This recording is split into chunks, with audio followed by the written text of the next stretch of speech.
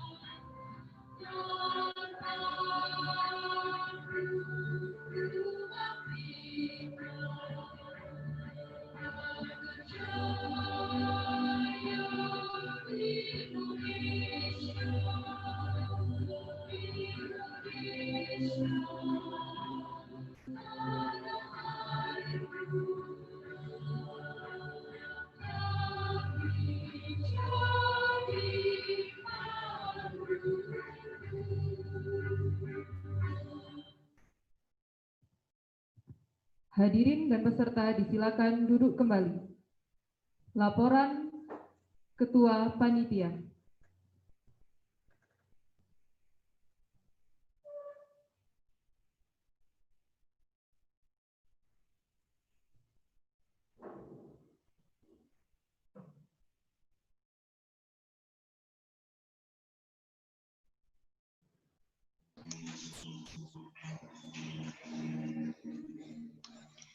Yang terhormat Kepala Sekolah selaku Kamabigus SMP Negeri 6 Batu. Yang saya hormati Wakil Kepala Sekolah, Bapak, Ibu pendidik dan tenaga kependidikan.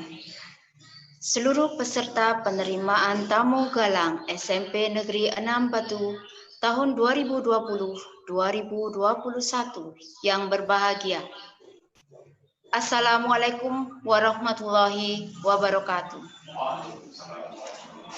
Laporan penyelenggaraan kegiatan penerimaan tamu galang bagi peserta didik baru tahun pelajaran 2020-2021.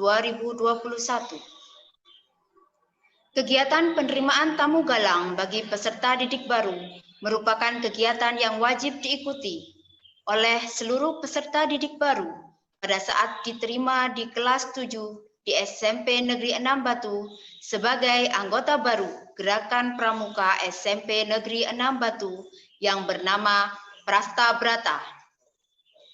Adapun tujuan kegiatan ini adalah 1. Memberikan pengalaman kegiatan di lapangan kepada para penggalang di tingkat gugus depan. 2. Merealisasikan program gugus depan. 3. Mempraktikkan kegiatan pramuka dan melatih kemandirian anggota pramuka. Dan 4. Sebagai upaya dalam membentuk gugus depan unggul di Kota Batu. Panitia penyelenggara kegiatan penerimaan tamu galang bagi peserta didik baru tahun pelajaran 2020-2021 terdiri dari pendidik dan tenaga kependidikan sejumlah 6 orang, pembina pramuka sejumlah 4 orang. Sedangkan peserta penerimaan tamu galang pada tahun ini berjumlah 190 peserta didik terdiri dari anggota putra sejumlah 89 peserta didik, anggota putri sejumlah 101 peserta didik. Penyelenggaraan kegiatan penerimaan tamu galang bagi peserta didik baru tahun pelajaran 2020-2021 dilaksanakan secara virtual melalui aplikasi Zoom yang dilaksanakan selama 2 hari mulai hari ini, Kamis 23 Juli 2020 sampai dengan hari Jumat 24 Juli 2020 mulai pukul 8.00 sampai dengan pukul 14.00. Materi yang disampaikan selama pelaksanaan kegiatan penerimaan tamu galang meliputi 1. Sejarah Prasta Brata. 2. Pengetahuan Dewan Galang. 3. Hasta Karya. 4. Sandi Morse dan Semapur. 5. Cara penempuhan TKK dan SKK. 6. Postes. 7. Rekrutmen anggota Dewan Galang. Dan terakhir, penugasan. Demikian pembacaan laporan penyelenggaraan kegiatan penerimaan tamu galang virtual bagi peserta didik baru tahun pelajaran 2020-2021.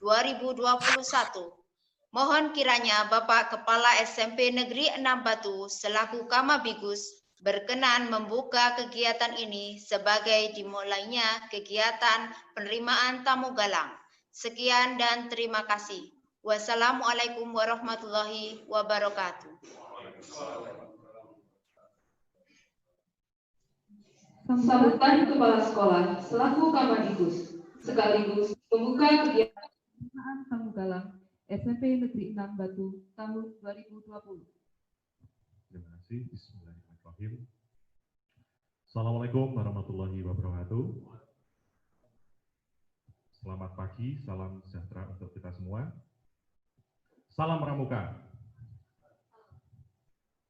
Yang kami hormati kakak-kakak pembina Pramuka, yang kami hormati para panitia penerimaan tamu galang, dan yang saya banggakan anak-anakku peserta didik baru SMP Negeri 06 Batu. Sebelumnya marilah kita panjatkan puji syukur kehadirat Allah yang telah memberikan rahmat serta hidayahnya kepada kita semua, sehingga pada pagi hari ini kita bisa melaksanakan acara ini. Salawat serta salam semoga tetap terlimpahkan kepada junjungan Nabi besar Muhammad SAW yang telah memberikan pencerahan kepada kita semua. Pada pagi hari ini merupakan pagi yang cerah dan membahagiakan karena adik-adik sudah pada pagi hari ini sudah hampir 1 minggu kalian sudah mengikuti kegiatan yang ada di SMP 06 ini. Dan ini adalah rangkaian dari kegiatan yang harus kalian ikuti selama 2 hari. Nah, untuk penerimaan tamu galang ini tentunya untuk kegiatan pramuka kelas 7 dan kelas 8 ini adalah merupakan ekstra wajib diikuti. Nah, sehingga nanti silakan semua kelas 7 di sini adalah jadwal yang sudah ditentukan. Adik-adik yang saya banggakan, untuk pembentukan BUDEP ini tujuannya adalah sangat baik sekali, yaitu untuk membina dan mengembangkan sumber daya kaum muda melalui kepramukaan agar menjadi warga negara yang berkualitas, yang mampu memberikan sumbangan yang positif bagi kesejahteraan dan kedamaian masyarakat, baik secara lokal, nasional, maupun internasional. Jadi tujuannya adalah sangat baik sekali. Dan kegiatannya juga sangat lengkap sekali, mulai dari ada kepramukaan, keterampilan hidup, kepemimpinan, teknologi, kewirausahaan, nah banyak sekali. Oleh karena itu, sangat bermanfaat sekali kalian mengikuti pramuka. Dan di sini dengan mengamalkan dasar Dharma Pramuka saja, di sana tentunya tanggung jawabnya adalah sangat besar sekali. Salah satunya adalah hubungannya dengan moral. Nah ini, moral dari ketika kalian sudah masuk menjadi di kegiatan pramuka ini, tentunya moral kalian di sini adalah yang menjadi penilaian bagi orang lain. Oleh karena itu, baik ucapannya, kemudian berpikirnya, kemudian gerakannya, tingkah lakunya, ini adalah semuanya harus bisa dipertanggungjawabkan. Nah, oleh karena itu, tolong diikuti selama 2 hari ini kegiatan yang sudah direncanakan oleh panitia. Yang jelas ini adalah sangat bermanfaat untuk kalian. Dan saya sampaikan terima kasih kepada kakak-kakak pembina maupun panitia yang telah mempersiapkan sehingga acara penerimaan tamu galang ini bisa terlaksana. Nah, adik-adik yang saya banggakan, untuk 2 hari ini tentunya masih belum maksimal untuk pelaksanaan penerimaan tamu galang ini, karena dilaksanakan secara virtual. Oleh karena itu, mudah-mudahan nanti kalau pandemi COVID-19 ini sudah selesai, kalian sudah bisa masuk secara normal, tentunya kalian akan bisa memperoleh pengalaman yang lebih banyak lagi. Oleh karena itu, tetap jaga kesehatan, kemudian selalu cuci tangan, pakai masker, jaga imun, supaya kita tetap sehat. Mungkin itu yang bisa saya sampaikan dengan mengucap Bismillahirrahmanirrahim, penerimaan tamu galang SMP Negeri 06 Batu tahun pelajaran 2020-2021 secara virtual dinyatakan dibuka. Saya akhiri, wabillahi taufiq wal hidayah. Wassalamualaikum warahmatullahi wabarakatuh. Salam pramuka. Doa.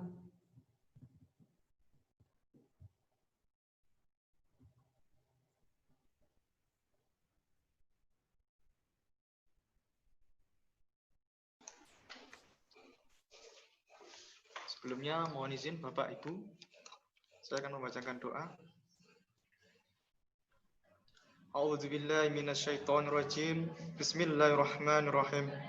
Segala puja dan puji bagimu ya Allah. Engkau yang maha pemurah, maha pengasih lagi maha penyayang.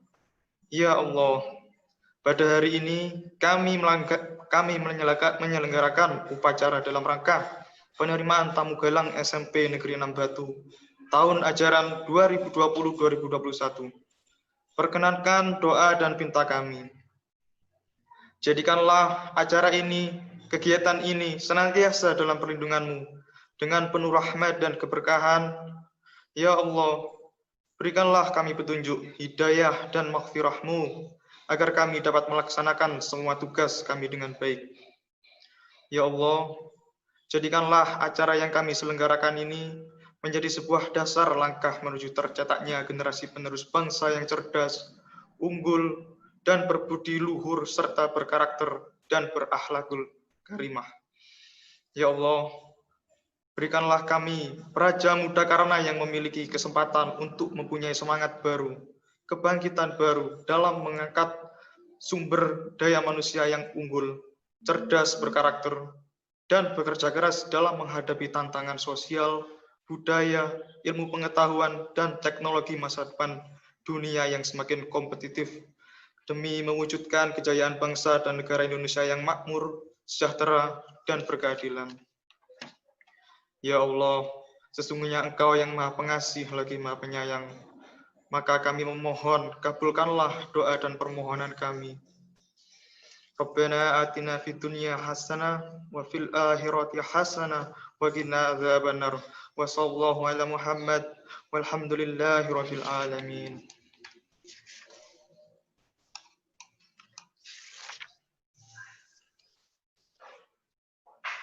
Upacara selesai.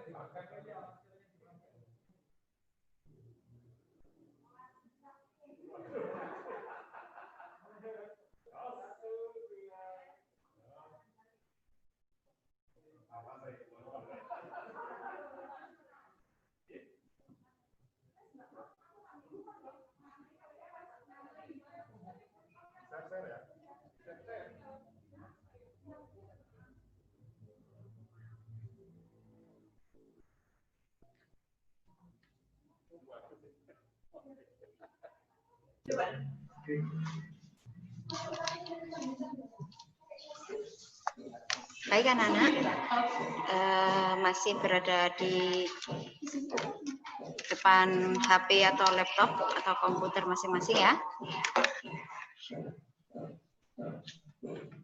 Untuk materi yang pertama adalah materi Dewan Galang yang akan disampaikan oleh Kak Bunga. Sebelum materi, kalian akan bisa berkenalan terlebih dahulu dengan Kak Bunga. Jadi pastikan semuanya tetap berada di depan HP, komputer atau laptop masing-masing, tidak meninggalkan tempat sampai materi selesai.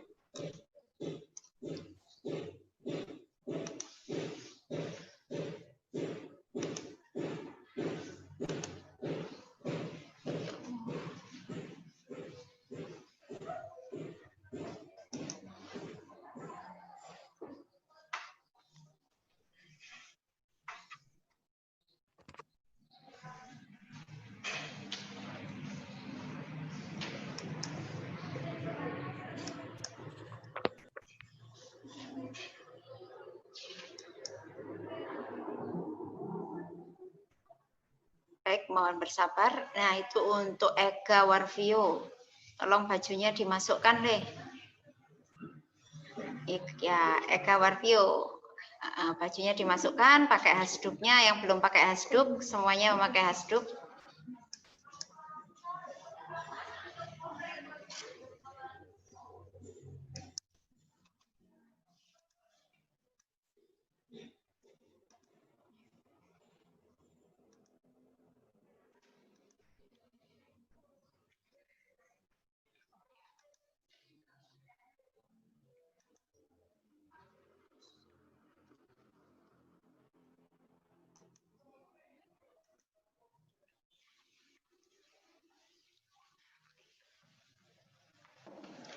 Baik,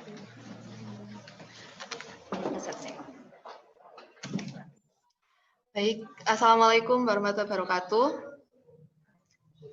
Selamat pagi, perkenalkan nama saya Kak Bunga. Saya salah satu dari pembina gugus depan SMP Negeri 6 Kota Batu. Untuk materi yang pertama, itu materi Dewan Galang.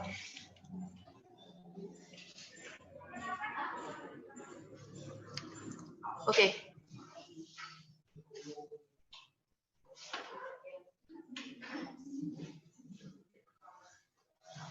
Jangan dicoret-coret ya, Dek.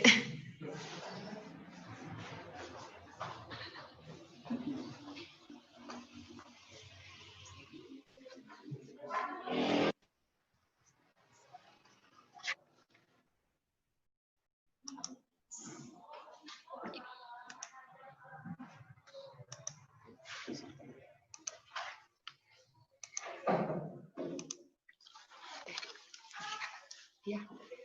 Terima kasih, Bu. Oke, untuk pengertiannya.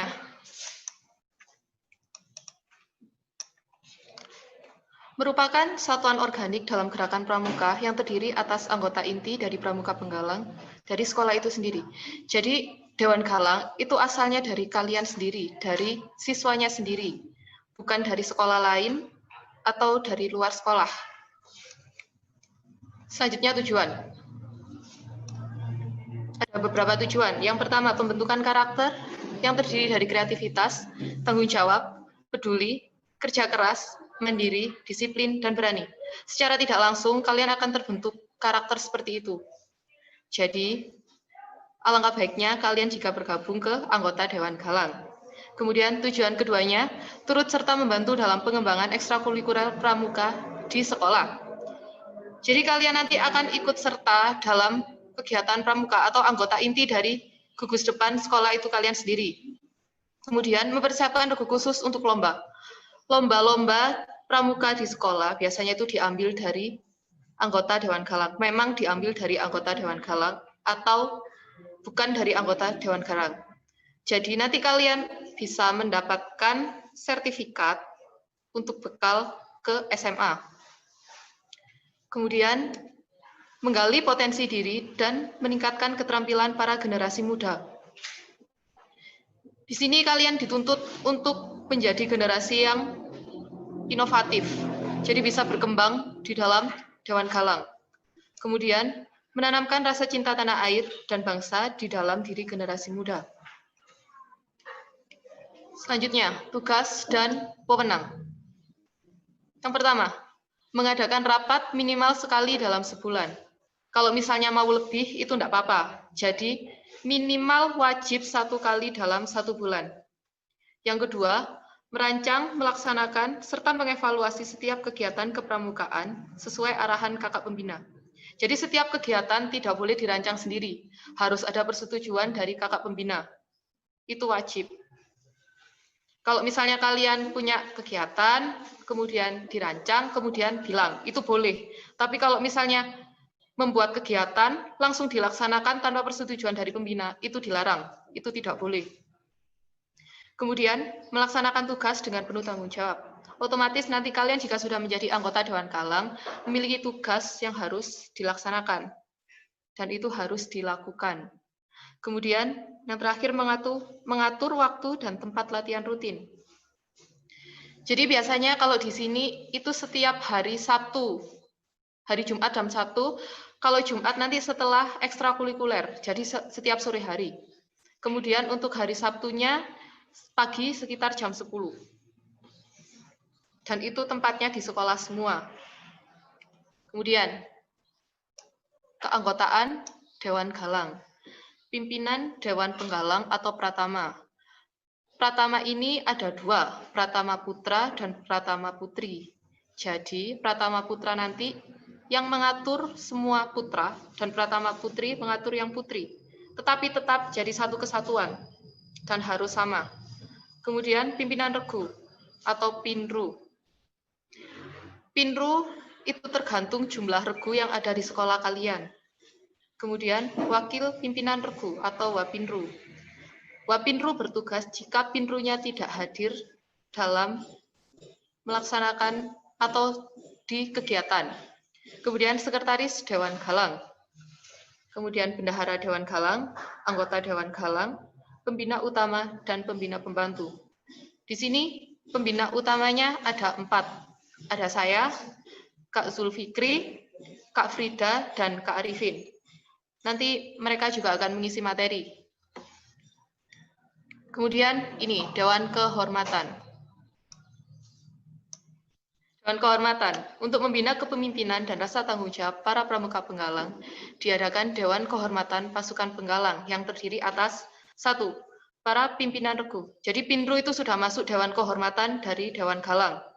Kemudian yang kedua, pemimpin regu utama atau pratama. 2 orang tadi, putra dan putri, itu juga masuk ke dalam Dewan Kehormatan. Kemudian pembina dan para pembantu pembina. Jadi ada 4 anggota Dewan Kehormatan. Kemudian berikutnya Kode Kehormatan. Merupakan serangkaian ketentuan dasar, janji, nilai, dan norma yang harus dilaksanakan oleh seorang pramuka dalam kehidupan sehari-hari dan menjadi ukuran atau standar tingkah laku pramuka. Yang pertama, kode kehormatannya ada Trisatya, terdiri atas janji atau satya penggalang. Trisatya terdiri dari 3. Kemudian Dasa Dharma, merupakan kode moral atau dharma penggalang, terdiri dari 10 butir dharma. Kalian harus tahu Trisatya dan Dasa Dharma sebagai penggalang. Kemudian rapat dan pertemuan.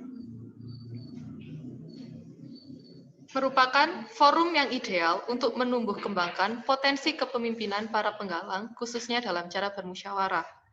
Jadi, di rapat dan pertemuan ini, kalian akan diajari cara bermusyawarah yang baik. Kemudian, yang kedua, undangan disampaikan seminggu sebelumnya, dan masalah yang akan dibicarakan akan diumumkan. Jadi, seminggu sebelum rapat atau pertemuan, itu nanti akan diumumkan apa sih yang akan dibicarakan, masalah apa aja yang ada di Dewan Galang, itu nanti akan dibicarakan atau diumumkan. Kemudian, melaksanakan rapat minimal 1 bulan sekali. Sama seperti tadi, minimal wajib 1 bulan sekali mengadakan rapat. Misalnya 2, 3, 4, atau setiap minggu pun itu dipersilakan. Kemudian, peserta yang hadir menggunakan seragam pramuka. Wajib menggunakan seragam pramuka. Itu soalnya berbentuk formal, jadi tidak boleh menggunakan kaos oblong atau pakai sendal jepit, itu tidak boleh. Jadi nanti menggunakan seragam pramuka dan bersepatu. Pertemuan bersifat formal. Jadi nanti seperti rapat-rapat pada umumnya, tetap bersifat formal. Jadi tidak ada guyon-guyon seperti itu. Nanti kalau misalnya ingin bercanda, nanti di luar rapat. Setelah selesai rapat itu boleh. Tempat ditentukan terlebih dahulu. Jadi sama seperti undangan itu tadi, rancangannya sudah harus dipersiapkan. Minimal 1 minggu sebelumnya sudah harus siap. Kemudian beberapa contoh kegiatan pramuka penggalang. Yang pertama ada jambore. Merupakan pertemuan pramuka penggalang dalam bentuk perkemahan besar dan diadakan bertingkat. Contohnya jambore nasional atau yang disingkat Jamnas. Kemudian ada jambore daerah atau yang disingkat Jamda, kemudian ada jambore cabang, dan yang terakhir ada jambore ranting. Kalau kalian ikut aktif dalam anggota Dewan Galang, nanti bisa ikut dalam mengikuti kegiatan jambore. Ini merupakan salah satu kegiatan bergengsi dalam tingkat pramuka. Kemudian yang kedua ada LT atau lomba tingkat. Merupakan pertemuan regu-regu pramuka penggalang dalam bentuk lomba kegiatan kepramukaan. Lomba tingkat dilaksanakan secara berjenjang, mulai dari tingkat gugus depan LT1 atau LT1, kemudian tingkat ranting atau LT2, kemudian tingkat cabang atau LT3, kemudian LT daerah, tingkat daerah atau LT4, yang terakhir ada tingkat nasional atau LT5. Jadi jenjang terendahnya tetap di gugus depan, LT1. Kemudian yang ketiga, geladian pimpinan regu atau Dian Pinru. merupakan pertemuan pramuka penggalang bagi pemimpin regu utama atau pratama, pemimpin regu atau pinru, dan wakil pemimpin regu atau wapinru penggalang yang bertujuan memberikan pengetahuan dan pengalaman di bidang manajerial dan kepemimpinan. Jadi, yang bisa ikut Dian Pinru itu hanya pratama, pinru, dan wapinru. Kalau bendahara, sekretaris, ataupun anggota lainnya, itu tidak bisa ikut dalam kegiatan Dian Pinru. Hanya dikhususkan untuk melatih masalah kepemimpinan dan manajerial. Kemudian, contoh yang terakhir ada perkemahan. Merupakan pertemuan pramuka penggalang yang dilaksanakan secara reguler untuk mengevaluasi hasil latihan di gugus depan. Perkemahan diselenggarakan dalam bentuk persami atau perkemahan Sabtu Minggu, perjusami atau perkemahan Jumat Sabtu Minggu, perkemahan liburan, dan sejenisnya. Jadi, tergantung dari gugus depan kalian masing-masing. Nanti kalau di sini diusahakan perkemahan perjusa atau perkemahan Jumat Sabtu untuk membahas masalah gugus depan atau hasil latihan dari gugus depan. Oke, ini yang terakhir. Satuan terpisah. Di dalam pramuka itu pelaksanaan kegiatan kepramukaan dilaksanakan dengan sistem terpisah untuk satuan putra dan satuan putri, di mana pramuka penggalang putra dikelompokkan dengan pramuka penggalang putra lainnya, dan dipisahkan dari satuan pramuka penggalang putri. Satuan ini dibina oleh pembina dan pembantu pembina putra juga. Demikian sebaliknya untuk satuan penggalang putri. Jadi, di pramuka, putra dan putri itu sendiri, barisannya pun juga sendiri, tidak dicampur seperti baris-baris pada umumnya. Jadi putra sendiri nanti yang megang pembina, kakak-kakak pembina putra. Yang putri nanti juga yang megang kakak-kakak pembina putri. Terima kasih. Ada yang ditanyakan?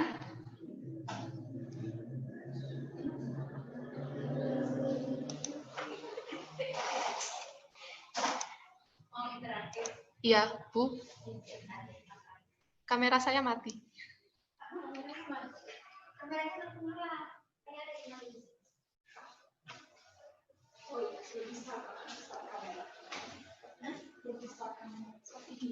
Oh, ini ya. Yang mana? Oh, sudah. Oh ya. Oh, bentar lagi saya ganti. Ya, langsung masuk aja.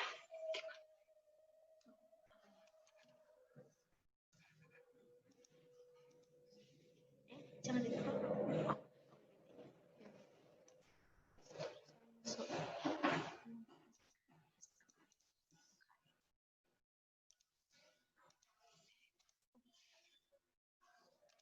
Ini nanti ini. Ini share screen. Oke, ada yang ditanyakan? Sudah dinyalakan? Sudah. Ada yang ditanyakan? Masalah Dewan Galang. Soalnya nanti ada post-test mengenai Dewan Galang dan penggalang pada umumnya.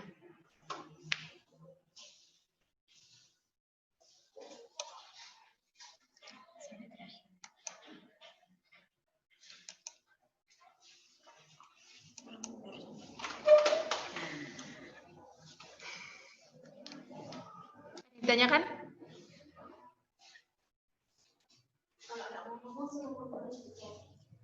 Ya, kalau silakan ketikkan pertanyaan di sini. Oke. Silakan. Kalau nggak mau ngomong silakan diketik. Silakan bertanya, soalnya nanti ada post-test dan wajib dikerjakan. Ditulis, nanti dapat Google Form. Apa?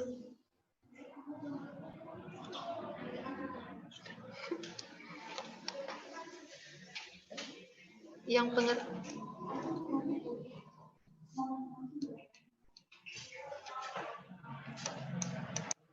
pengertian. Jadi, Dewan Galang itu merupakan satuan organik dari pramuka penggalang yang berada di sekolah masing-masing. Jadi Dewan Galang itu terbentuk dari anggota pramuka inti dari gugus depan sekolah itu sendiri-sendiri. Jadi kalian di sini masih anggota pramuka saja, belum masuk ke dalam anggota Dewan Galang. Nanti saya beri form pendaftaran anggota Dewan Galang, yang berminat silakan daftar. Postes itu apa? Postes ujian tulis dari yang saya sampaikan tadi. Persami dilakukan dari tanggal berapa? Kalau persami itu perkemahan Sabtu Minggu. Jadi nanti direncanakan terlebih dahulu, nggak bisa langsung minggu depan kayak gitu, nggak bisa. Jadi tetap harus ada rancangan atau rencana yang akan dilaksanakan. Dasa Dharma.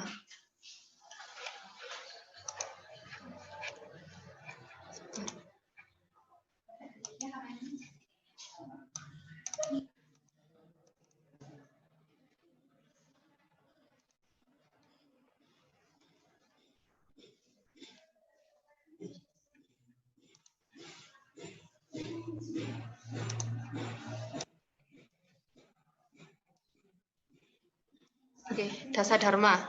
Salah satu kode etiknya dari Pramuka Penggalang itu Dasa Dharma, merupakan kode moral atau Dharma Penggalang. Dasa Dharma itu ada 10 butir. Di SD pernah belajar Dasa Dharma? 10, ada 10. Yang Pramuka itu 1, takwa kepada Tuhan Yang Maha Esa. 2, cinta alam dan kasih sayang sama manusia. Yang itu ada 10. Itu merupakan kode kehormatan. Jadi semua perilaku kalian itu harus mencerminkan Dasa Dharma apabila sudah menjadi seorang anggota Dewan Galang.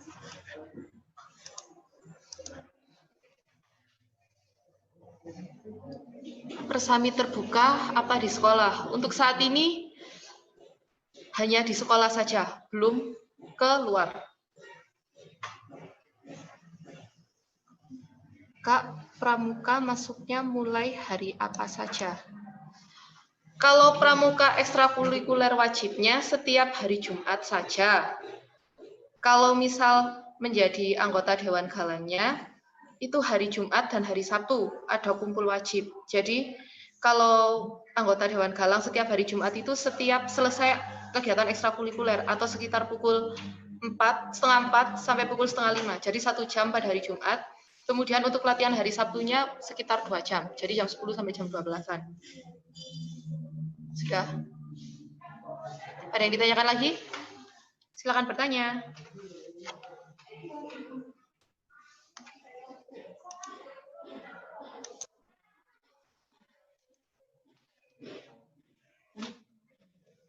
Persyaratan menjadi Dewan Galang apa saja? Tidak ada persyaratan khusus, yang jelas hanya niat. Kalau misalnya sudah masuk, itu yang niat, itu saja. Soalnya nanti kalau misalnya niat, kalian akan mudah dalam mengikuti seleksi ke jenjang yang akan dilombakan. Soalnya banyak lomba-lomba yang akan diikuti di Pramuka Penggalang. Dan penggalang itu terkenalnya semangat, jadi juga harus ada semangat. Dan yang siap membawa nama baik sekolah. Persami setiap hari Jumat dan Sabtu. Kalau persami itu perkemahan Sabtu Minggu. Kalau perjusa perkemahan Jumat Sabtu. Nanti kalau misalnya di sini mengadakan mungkin mengikut kegiatan perjusa saja. Bukan setiap ya dilakukan. Kalau setiap kan nanti setiap minggu. Jadi wajib dilakukan setiap minggu. Tidak, ini hanya beberapa hari di 1 minggu saja.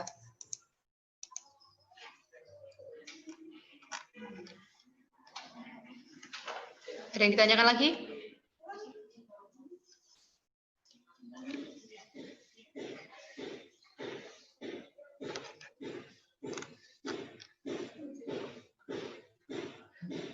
Ada yang ditanyakan lagi? Apa sudah cukup?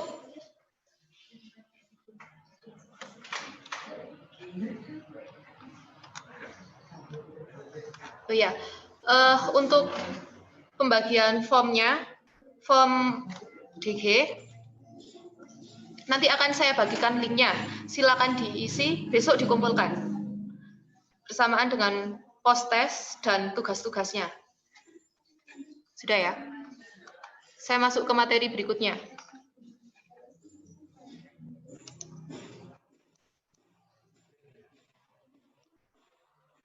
Oke.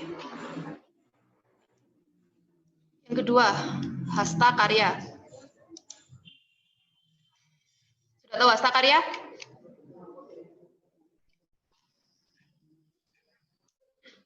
Hasta karya merupakan sebuah cabang dari ilmu seni dalam memanajemen objek yang terdapat di lingkungan, baik dari hasil alam ataupun hasil karya manusia yang dianggap kurang bernilai menjadi sebuah benda yang bukan hanya memiliki nilai fungsi, akan tetapi memiliki nilai jual.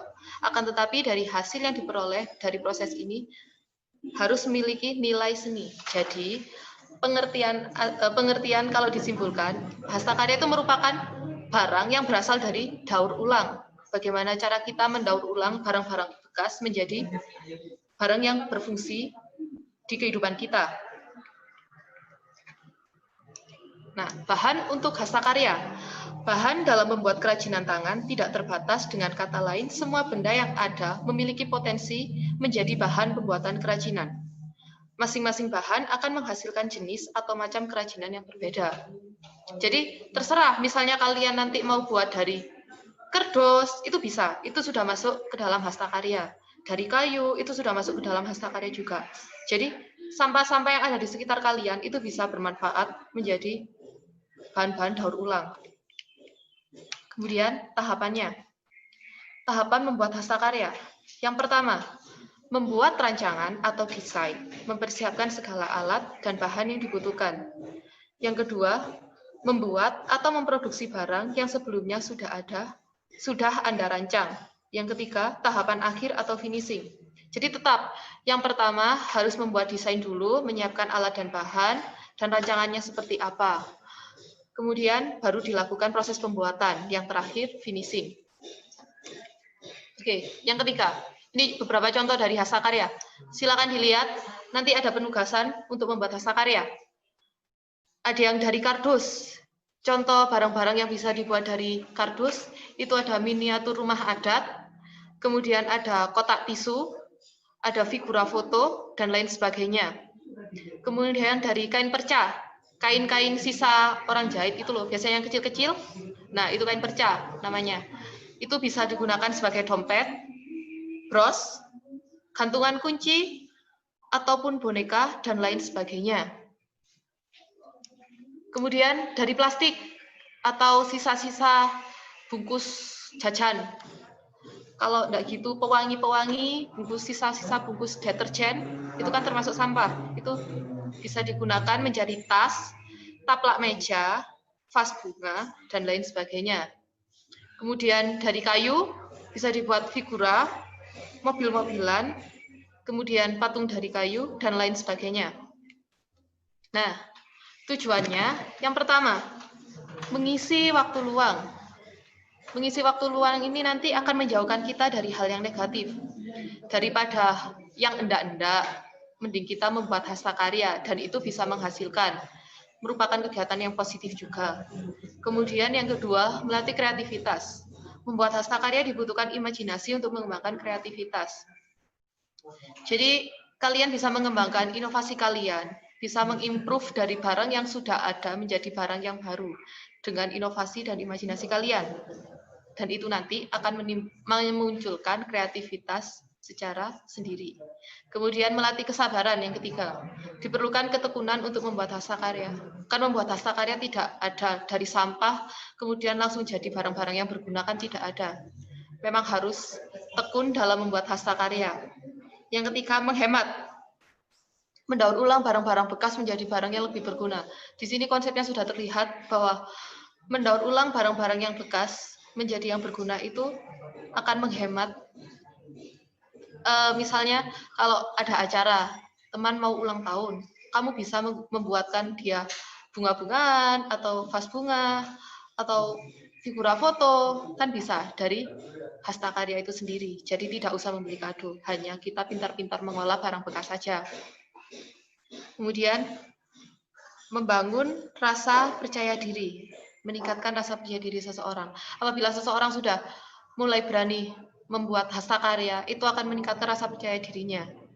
Apalagi sudah banyak-banyak produk yang ia hasilkan, itu akan meningkatkan rasa percaya dirinya.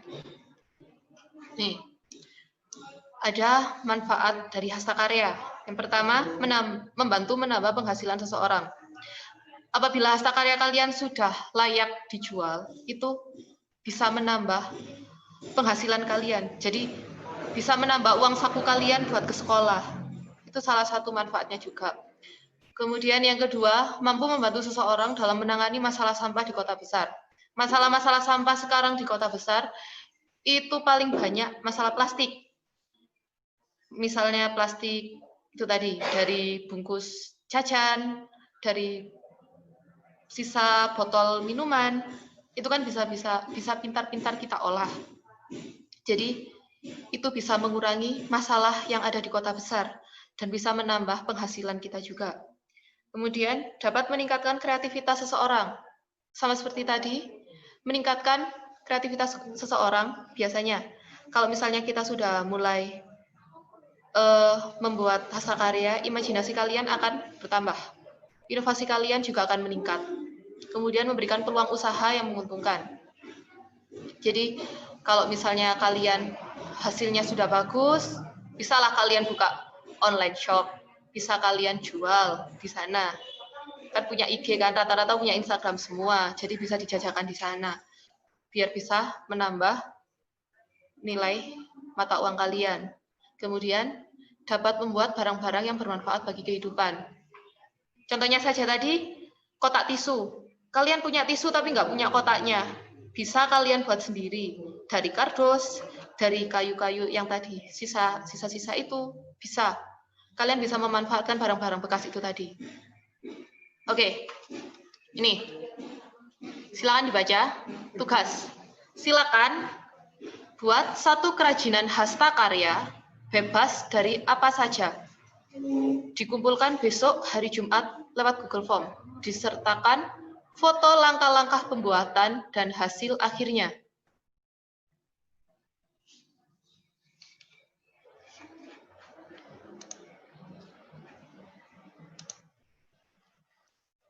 Ada yang ditanyakan?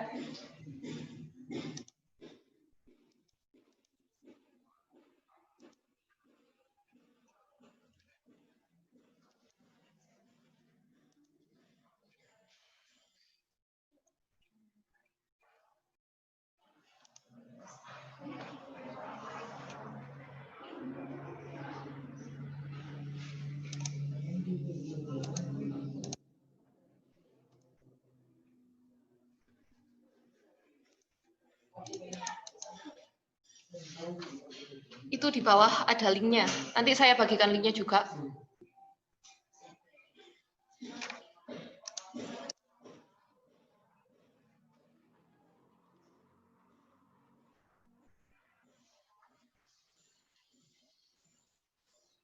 Ya.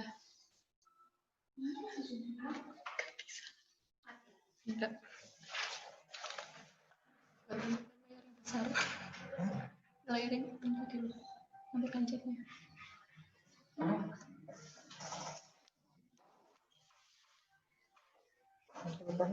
Iya, catnya.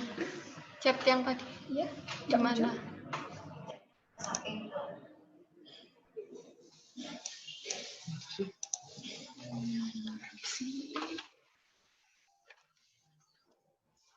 Kok pendamping dulu? Emang kok di share screen kayak gini? Ini share screen-nya sudah selesai? Sudah. Udah ya, saya dulu.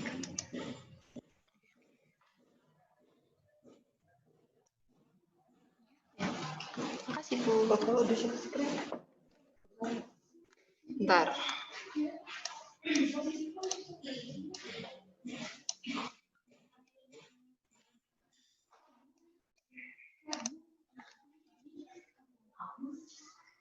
Kak, kalau buat es krim boleh ya, Kak? Buat es krim dari apa? Kalau misalnya kalian buat es krimnya dari kardus, itu silakan. Silakan kalian mau bikin apa saja, silakan. Dipersilakan. Pokoknya dari barang-barang bekas. Kak, Google Form-nya dikirim link. Ya, nanti saya kirim link. Figura, silakan kalau mau bikin figura. Kak, kerja kelompok boleh ha? Nggak boleh, dikerjakan secara individu. Gampang tugasnya. Barang-barang bekas juga ada di rumah kalian, nggak usah kerja kelompok. Masih COVID. Dikumpulkan kapan, Kak? Besok dikumpulkan. Nanti mengumpulkan 5 foto.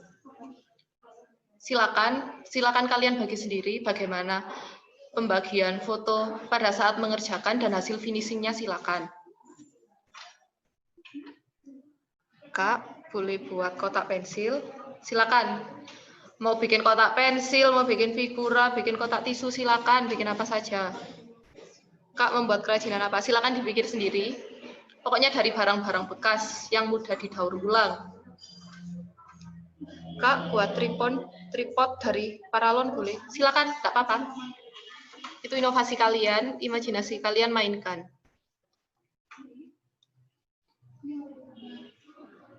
Kak, kalau dari botol bekas boleh, silakan. Silakan, boleh. Dari apa saja boleh. Buat celengan, ya boleh. Kak, boleh buat tempat sampah dari, silakan. Tempat sampah dari kardus, silakan, enggak apa-apa. Tapi jangan kardus kotak gitu aja dikumpulkan. Itu enggak boleh. Minimal berapa foto? Di sana saya sediakan 5 foto. Silakan diupload. Kak, kalau bikin squishy boleh ya? Tidak boleh. Squishy bukan daur ulang. Kumpulkannya gimana, Kak? Hanya lewat foto. Foto pembuatan dan hasil akhirnya saja. Step by step-nya saja. Saya punya kain flanel, Kak. Itu mau saya buat kotak pensil ya, Kak? Iya, silakan, tidak apa-apa. Kak, bikinnya kan 1. Kalau misalnya 2 atau 3 boleh atau tidak. Silakan. Kalian mau bikin 10 juga silakan. Pokoknya nanti fotonya hanya menyediakan 5. Kak, itu kalau difoto apa orang tuanya ke sana? Loh, enggak usah. Nanti pengumpulan fotonya itu lewat Google Form. Jadi tidak ada orang tua yang ke sini. Mengumpulkannya kapan, Kak? Besok di akhir kegiatan penerimaan tamu galang. Kak, boleh bikin miniatur? Boleh, silakan. Silakan. Silakan mau bikin apa saja. Layangan dari kresek, Kak. Kalau bisa silakan. Silakan, Kak, buat kapal. Iya, terserah kalian. Ada yang ditanyakan lagi?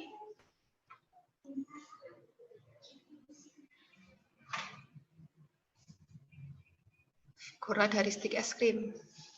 Ya, gimana, Kak, kalau ngumpulkannya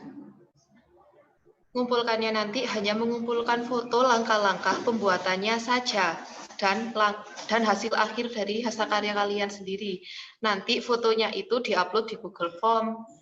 Besok dikumpulkan waktu penerimaan tamu galang sudah selesai.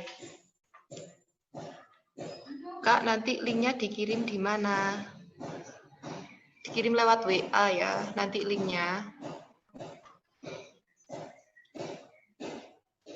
Kalau bikin miniatur mobil silakan, membuat truk juga nggak apa-apa. Kak, kalau pembuatannya lebih dari 1 hari gimana, Kak? Kan besok ngumpulkannya. Jadi nanti malam atau nanti sore bisa dikerjakan. Kak, 5 kerajinan atau 5 foto? 5 foto saja, 1 kerajinan 5 foto.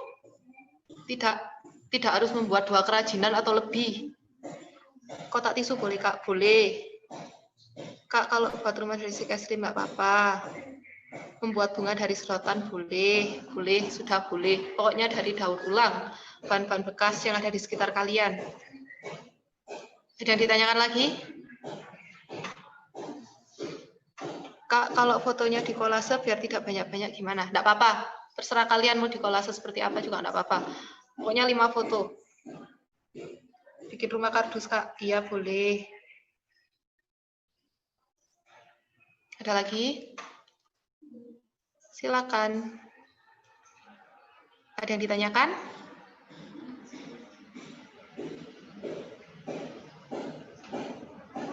Sudah paham?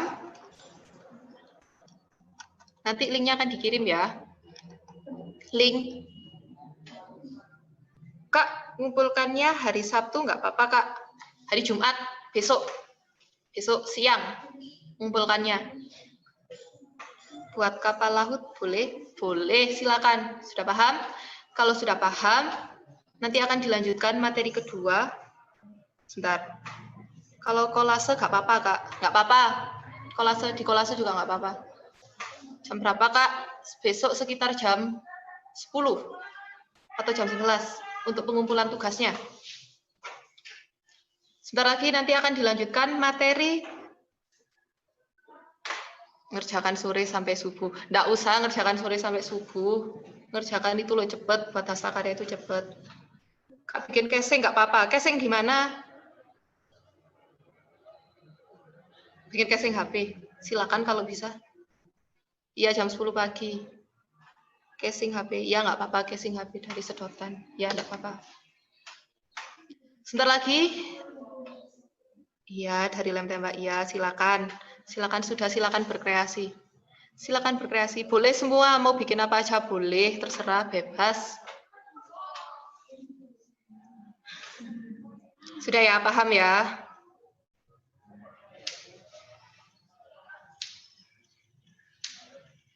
Paham, Kak? Oke. Sebentar lagi akan dilanjutkan materi oleh Kak Zul.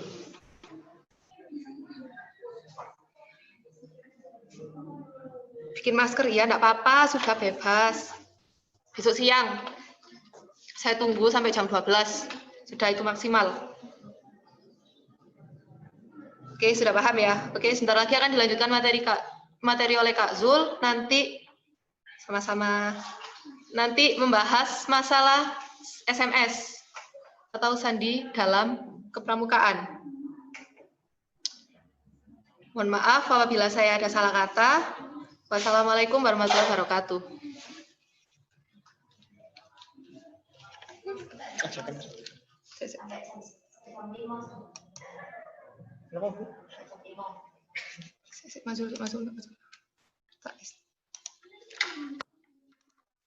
Apa ini ngomong? Masuk lagi.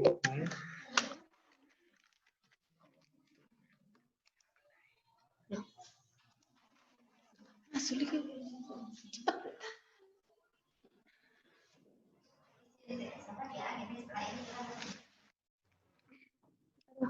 Sampai ngomong.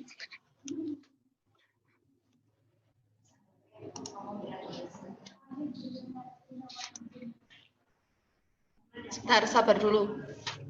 Kak Zulnya masih proses pemindahan materi.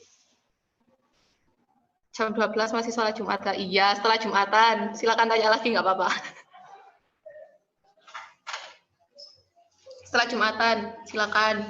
Sudah maksimal setelah Jumatan jam 1. Naik lagi kan?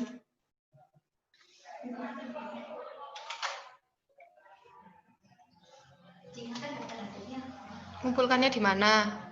Di Google Form. Iya. Nanti akan dikirimnya. Iya, dikirim linknya lewat WA ya. Sabar. Kak Bunga tetanggaku kan? Nggak tahu. Saya nggak tahu, saya nggak pernah keluar rumah. Kak, ini sampai jam berapa? Sampai nanti siang? 5. Enggak, kalau nginep. Kalau kalian buka Zoom terus, enggak. Sudah, Kak Zoom.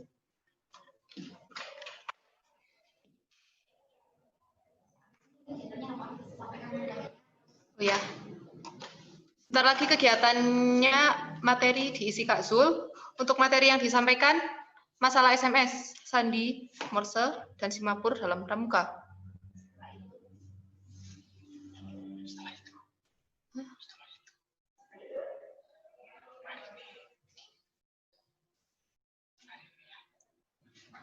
Oh ya, setelah nanti ada materi dari Kak Zul, nanti akan diadakan post-test. Silakan dikerjakan. Dan itu wajib dikerjakan, tidak boleh tidak diisi. Nanti akan saya cek.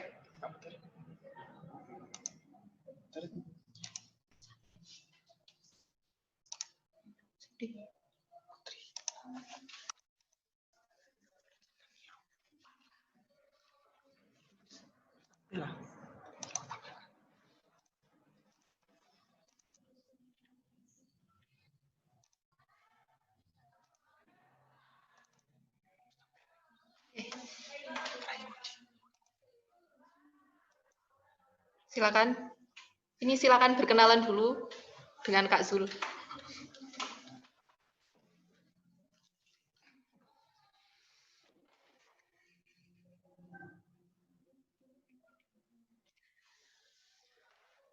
Halo, selamat pagi. Assalamualaikum warahmatullahi wabarakatuh.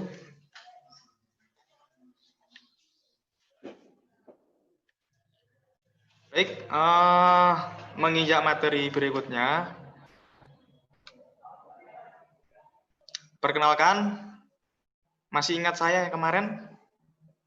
Ya, kemarin sudah sempat perkenalan ya, waktu kegiatan MPLS kalau nggak salah ya. Nah, nih nama saya Zulfikri. Adik-adik sekalian bisa manggil saya nanti Kak Zul gitu. Biasanya panggilannya Kak Zul. Untuk identitas singkat ini. Coba yang lain fokus ya, fokus kamera, fokus materi dulu ya. Yang tidur-tidur coba ayo duduk dulu.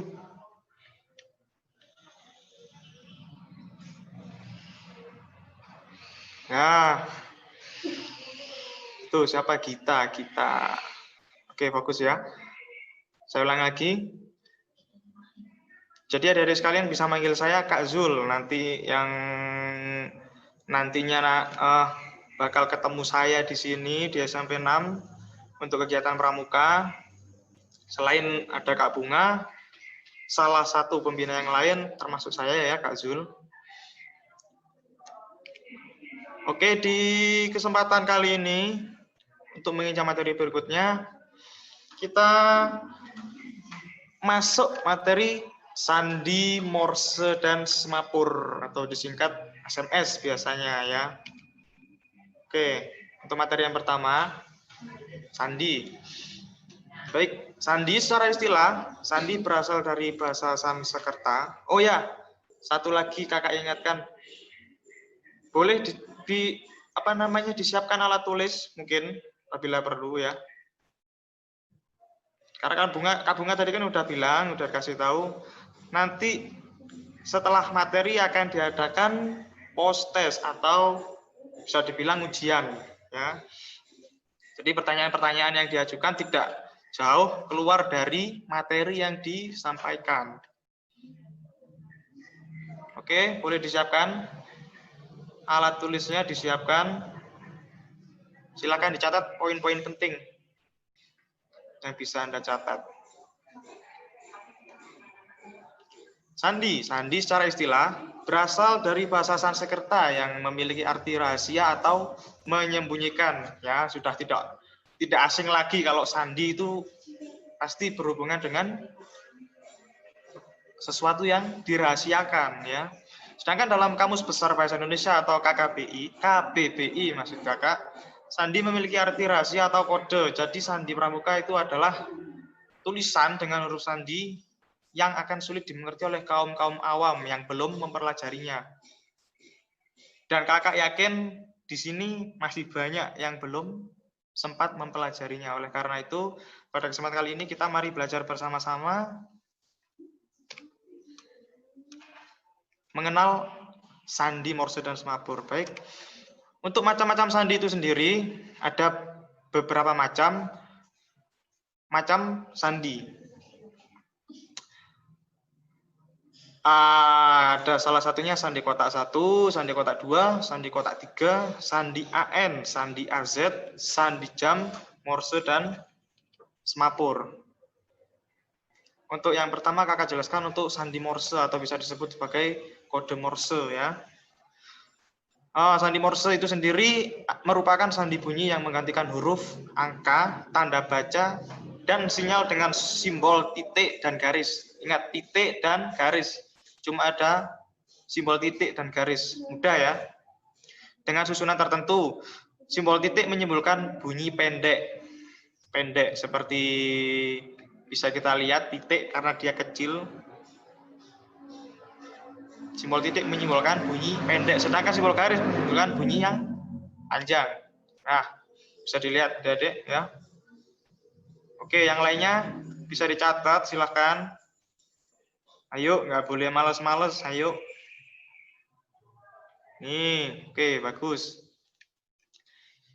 Di sini kakak punya contoh bentuk sandi Morse dari huruf A, B, C, dan sampai dengan huruf Z. Nah, ini bisa dilihat. Bisa Anda lihat. Semuanya tidak lepas dari titik maupun strip ya atau garis. Sandi itu sendiri ditemukan oleh seseorang yang bernama Samuel Philip Brice Morse di Amerika Serikat pada tahun 1937. Adapun manfaat dari sandi ini adalah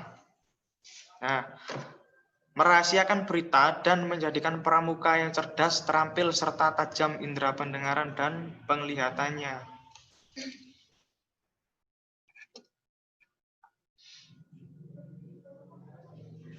Kemudian untuk media penyampaian biasanya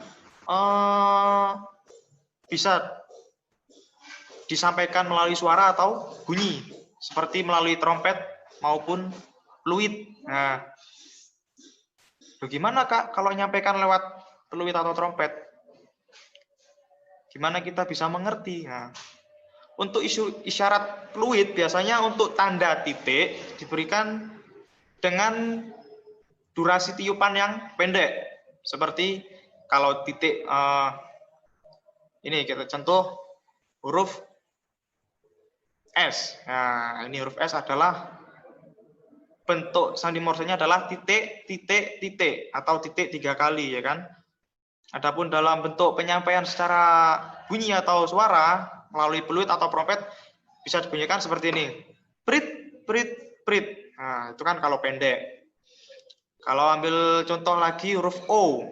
Nih, huruf O isyaratnya panjang, panjang, panjang atau strip, strip, strip atau strip 3 kali. Bisa dibunyikan seperti berikut. Prit, prit, prit. Nah, seperti itu. Oke, tetap fokus. Kembali ke laptop. Oke, fokus. Hayu, hayu. Hayu mas. Hayu mai la Sufi. Ya, kakak lihat ini. Ayo fokus, fokus.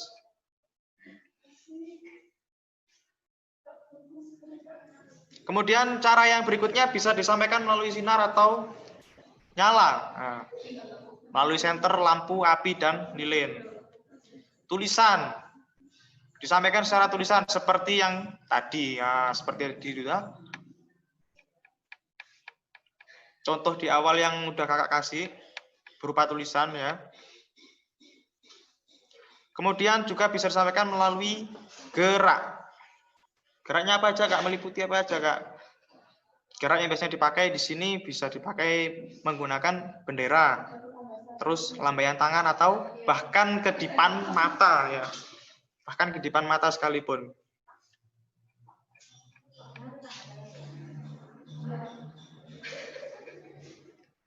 Adapun cara menghafal yang mudah, ini kakak punya cara menghafal yang mudah.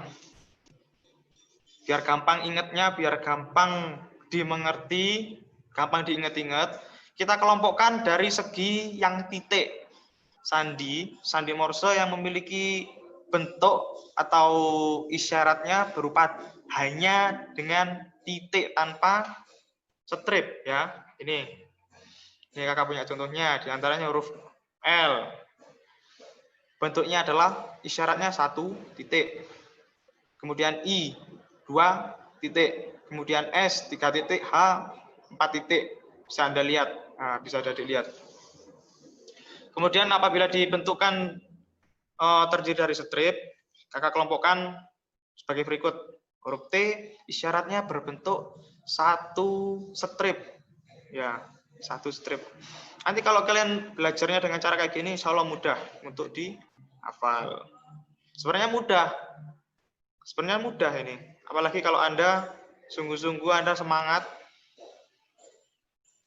Semua arahnya ini adalah ke permainan otak. Ya. kemudian M 2 strip, O 3 strip, K, H 4 strip. Nah, atau bisa Anda buat secara berlawanan, titik dan strip. Bisa Anda kelompokkan sebagai berikut. Nah, ini kayak gini. N strip titik, D strip titik-titik, B strip titik-titik-titik. Nah, bisa dicatat atau bisa mungkin kalian bisa di handphone kalian di screenshot mungkin ya. Duka kok niat banget. Nah, iya. Nanti jangan lupa ada post-test ya, nggak jauh dari materi yang kakak-kakak sampaikan dari sini.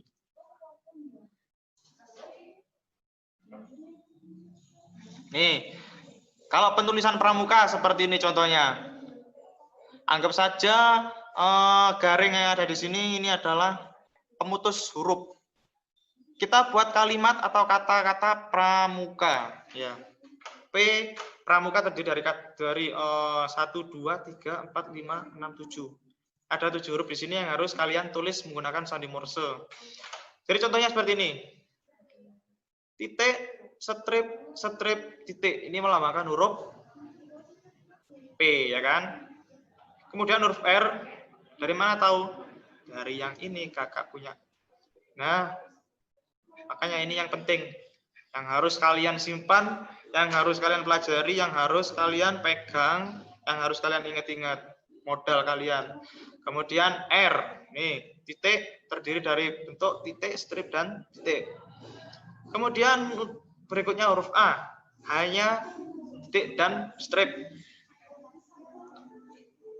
M, strip, U, titik, strip, K, strip, titik, strip, dan A seperti awal yang ini, titik, strip. Sebenarnya kan mudah, hanya menghafalkan 2 bentuk isyarat.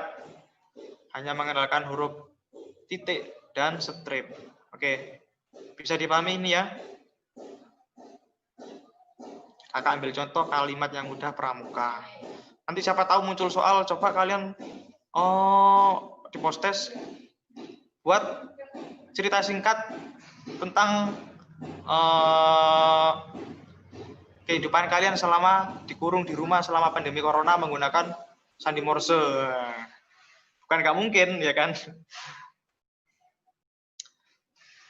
Oke, sudah dicatat, diingat-ingat, dipelajari ya. Kemudian selanjutnya kita membahas semapur.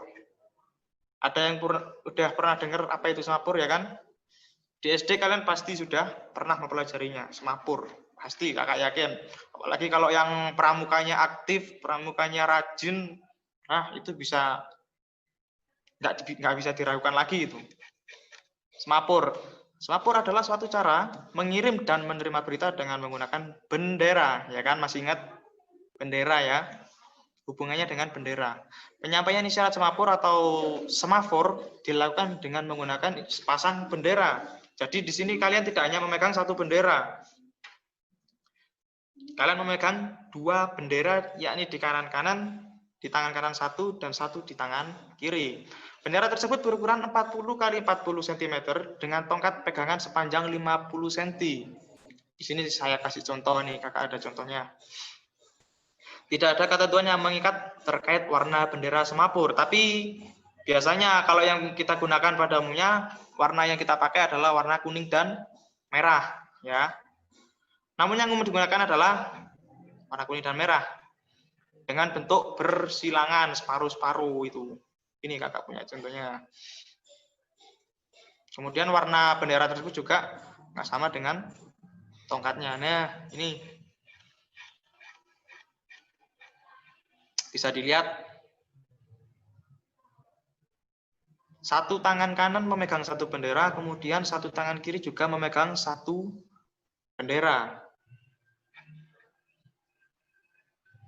Nah, kita fokus pada contoh huruf A atau 1 ini ya di sini. Coba Anda lihat. Posisi bendera yang ada di bawah ini adalah tangan kiri. Ya, ingat-ingat, posisi bendera yang ada di bawah ini adalah tangan kiri. Dan yang di sampingnya adalah tangan kanan, sedikit naik. Diingat-ingat. Yang jadi patokan adalah kalau kalian keliru, nggak jadi huruf nanti. Yang jadi patokan adalah ini. Kalian kalau udah punya modal di depan Anda ini, yang di bawah ini adalah tangan kiri. Ini yang harus diingat-ingat. Otomatis yang satunya adalah tangan kanan, ya kan? Untuk huruf A seperti ini, B seperti ini, mudah ini. Coba dilihat, ini membentuk sudut siku-siku 90 derajat, ya kan? B. Bisa dipelajari, bisa diingat-ingat. Ini Hayu ini nulis apa enggak ini? Kamu dari tadi. Hayu nulis. Kita sersan ya di sini ya. Santai, serius tapi santai. Oke. Biar ilmunya gampang masuk, gampang diingat-ingat, nanti ngerjakan post-test juga mudah. Siapa tahu nanti kakak-kakak punya reward buat adik-adik yang siapa tahu mengerjakan soalnya benar semua, atau enggak tadi dapat apa namanya PR dari Kak Bunga, ya kan? Terus hasilnya paling bagus dapat hadiah dari Kak Bunga loh.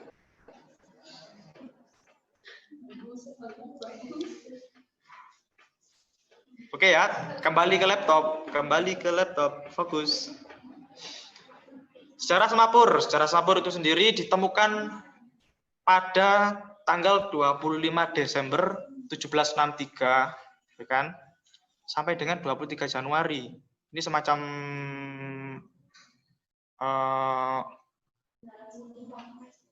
satu bulan ya penemuannya ini. Oleh Claude Cape, teknisi sekaligus pendeta asal Prancis yang merupakan sosok penemu kode semapur yang hingga saat ini masih banyak diaplikasikan dalam kegiatan pramuka bahkan di seluruh dunia. Nggak cuma di Indonesia, jadi kita belajar semapur bukan cuma di Indonesia. Ia mengembangkan sistem pesan visual pertama ini pada tahun 1792. Wah, itu berapa tahun yang lalu itu sudah. Untuk kepentingan komunikasi militer di negaranya. Nah, awalnya semapur disampaikan menggunakan dua lengan yang terpasang di atas menara atau bangunan tinggi. Jadi dulu semapur itu penyampaian isyarat semapur itu dipasang di atas menara atau bangunan tinggi.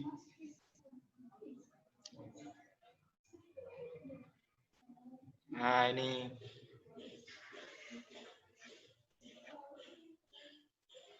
ini semacam bentuk metode penghafalan, ya kan? Metode penghafalan. Kalau di sini sudah kelihatan ya orangnya ada di depan. Ini yang dipegang menunjuk ke angka 1. Menunjuk angka 1 ini adalah tangan kanan, ya. Bisa dilihat.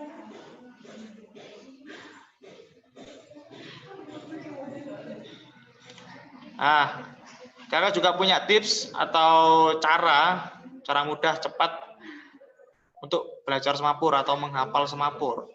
Salah satu cara yang paling mudah dan dapat kalian coba dalam menghafalkan kode isyarat semapur adalah dengan menggunakan metode 8 penjuru mata angin seperti ini. Nah, ini 1, 2, 3, 4, 5, 6, 7. Atau kadang disebut juga dengan metode jarum jam. Kenapa kok jarum jam? Ini kan seperti jarum jam, cuma dia kita olah di angkanya. Dengan metode ini menghafalkan semapur tidak dilakukan urut sesuai dengan urutan abjad, namun dihafalkan per kunci yang terdiri dari 7 kunci. Nah, ini 1, 2, 3, 4, 5, 6, 7 ya, 7 kunci ini ya. Dalam metode ini juga posisi tangan disusun dalam 8 titik di sekeliling tubuh yang meliputi titik bawah tubuh, kiri bawah tubuh, samping kiri tubuh, kiri atas tubuh, kanan atas tubuh, samping kanan tubuh, dan kanan tubuh. Nah, bisa dilihat kayak gini. Ini kok rumit sih, Kak? Sebenarnya enggak rumit kalau kalian paham, ya kan? Bisa dilihat. Mengaplikasikannya dari tulisan yang ada di sini, kalian aplikasikan dengan gambar yang ada di pojok bawah. dipahami. Metode belajar semapur ini kode isyarat semapur huruf per hurufnya dibentuk dari posisi dua tangan sesuai dengan 7 kunci. 7 kunci tadi ya, diingat-ingat ya. Dan diaplikasikan dengan dua tangan kanan dan bendera yang kalian pegang. Masing-masing kunci ditandai dan dinamakan di posisi yang salah satu tangan, sehingga kunci yang satu berada di titik satu dan tangan yang kedua berada di titik kedua, hingga terbentuk 7 huruf kode isyarat semapur yang terdiri atas. Contohnya sebagai berikut nih. Kalau kalian mengangkat bendera 1 dan 2 itu adalah membentuk huruf A seperti yang awal tadi. Nah, ini 1 dan 2 membentuk huruf A, sama seperti gambar yang ada di pojok bawah. Perhatikan, 1 dan 2. Kalau ini kan yang ada di pojok bawahnya kan 1 dan 5, ya kan? Ini bentuk huruf D. Bentuk huruf D.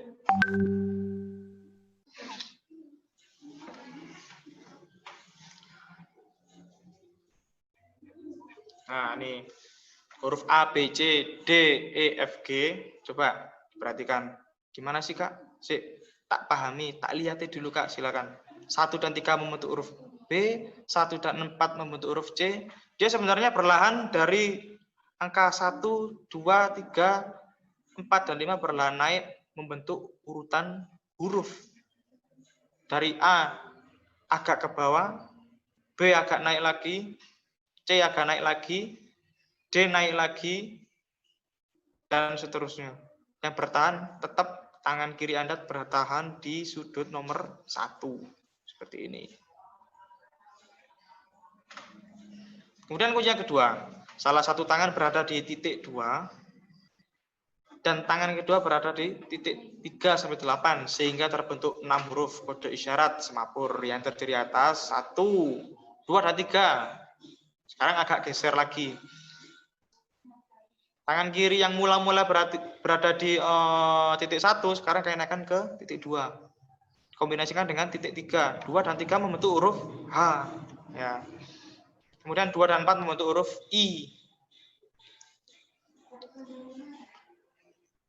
Kemudian 2 dan 5 membentuk huruf K. Naik lagi 2 dan 6 membentuk huruf L. 2 dan 7 membentuk huruf M. Naik lagi 2 dan 8 membentuk huruf N. Halo, fokus. Yang Kak Jo diingatkan yang kursinya kosong, anaknya catat namanya, panggil aja. Oh. Kameranya nyala tapi dia nggak ada.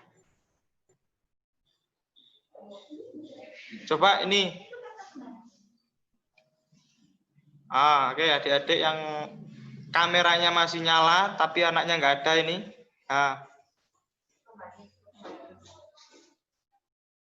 Belum perhatikan ya. Yang kameranya nyala, posisinya tidak ada di depan HP, segera kembali ke depan HP atau laptop kalian. Kita kembali ke materi, fokus ke materi.